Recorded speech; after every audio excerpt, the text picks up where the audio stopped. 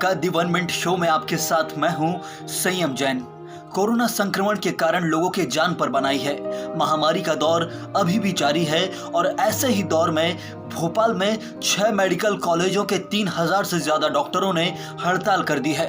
दरअसल juniors doctor association की हड़ताल है, जिनकी मांग अपने स्टाइफंड बढ़ाने को लेकर है और इसी मांग के कारण पूरे अस्पताल की व्यवस्थाएं ठप होने पर आ गई हैं।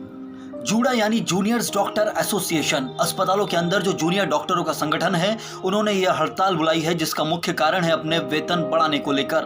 पिछले 11 साल के अंदर 25वीं बार जूनियर्स डॉक्टर एसोसिएशन ये हड़ताल कर रहा है, लेकिन इस बार सरकार इस हड़ताल को खत्म करने की अपील कर रही है। साथ ही न सिर्फ अपील बल्कि सीधे सीधे आदेश दे रही है कि यदि हड़ताल खत्म नहीं की गई तो सरकार सभी डॉक्टरों का लाइसेंस रद्द कर देगी, लेकिन कोरोना काल के अंदर किसी भी लापरवाही को बर्दाश्त नहीं करेगी।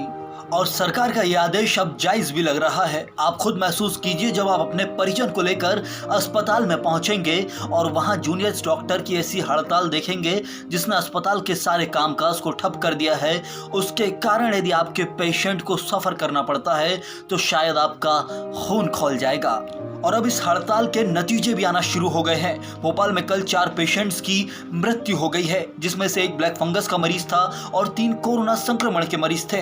डॉक्टरों की अस्पताल में कमी हो गई और इस हड़ताल के कारण 4 पेशेंट्स की मृत्यु हो गई है। इसलिए लोग कह रहे हैं कि हड़ताल का कारण सही हो सकता है, हड़ताल का तरीका भी सही हो सकता है, लेकिन हड़ताल का समय सही नहीं है और इसी को लेकर अब सरकार शायद सख्त रवैया अपना सकती है।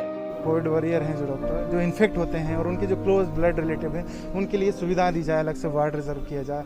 उसके बाद 3 साल से हमारे स्टाइपेंड में कोई वृद्धि नहीं हुई। जो सरकार का एक प्रॉमिस था कि हर साल 6% की इंक्रीमेंट होगा, वो चीज़ इंक्रीमेंट नहीं हुआ है अभी तक। उसके बाद फिर जो चीज़ें थी कि आपका माननीय मुख्यमंत्री जी ने हमसे वादा किया था कि कोविड इंसेंटिव दिया जाएगा। इन सारी चीज़ों के लिए हमारी बहुत दिनों से मांगे चल रही थी, लेकिन उस पर हमारी पिछली 6 मंथ की 6 तारीख को माननीय मुख्यमंत्री कैलाश सारंग जी से, जो शिक्षा मंत्री है, उनसे हमारा एक डेलीगेशन ने मीट किया।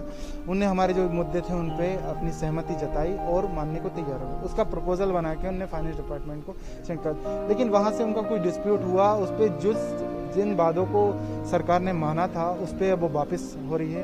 तो हम ये चाहते हैं कि माननीय मुख्यमंत्री जी, प्रदेश के मुखिया, जो इस प्रदेश का पूरा अपने वो भांजा भांजी बोलते हैं हम लोग को, डॉक्टर या जितने भी बच्चे हैं उनको, इस चीज़ में इंटरवेन करे, तुरंत हमारा ऑर्डर निकाले, ताकि इस ग्रेवियस सिचुएशन में जब 1.5 साल से पूरा जूडा अपने तन मन जान लगा के जब काम कर रहा है, उसके लिए फिर से लौट पाए और जल्दी से जल्दी हमारी चीज़ों का निराकरण हो, तो एक जो एनर्जी बनी हुई है जोड़ा की बनी रहे।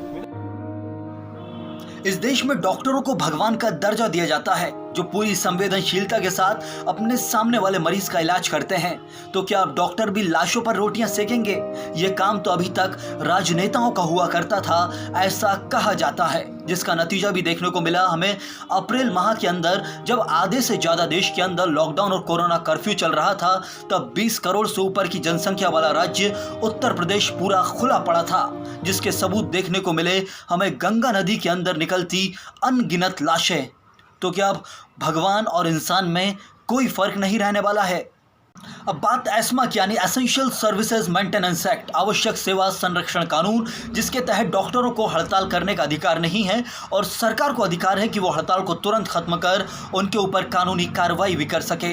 इसी का एक वाकया कल सामने आया, जब जूडा के अध्यक्ष डॉक्टर हरीश पाठक के घर सिंगरौली में पुलिस वालों के जरिए उनके माता पिता के यहाँ एक एस्मा का नोटिस भिजवाया गया। इसी को लेकर कल एक संघर्ष की स्थिति उत्पन्न हो गई, जब डॉक्टर हरीश पाठक का कहना था कि उनके माता पिता के ऊपर दबाव बनाकर उनके ऊपर अंकुश लगाने की कोशिश की जा रही है।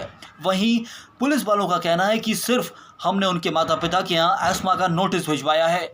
अब बात यह है कि डॉक्टर जो भगवान का दर्जा प्राप्त है और सरकार जो सिर्फ इंसान के दर्जे तक सीमित है, डॉक्टर, भगवान और इंसान, सरकार, इन दोनों के बीच स्थिति उत्पन्न ऐसी हो रही है, जिसको रोकने के लिए अब डॉक्टरों को ही अपना गौरव याद करना होगा, क्योंकि सरकार अपने कदम आगे बढ़ाएगी तो स्थिति सिर्फ नकारात्मकता की ओर जाएगी और प्रदेश में कहीं लाशों का ढेर ना बनने लगे।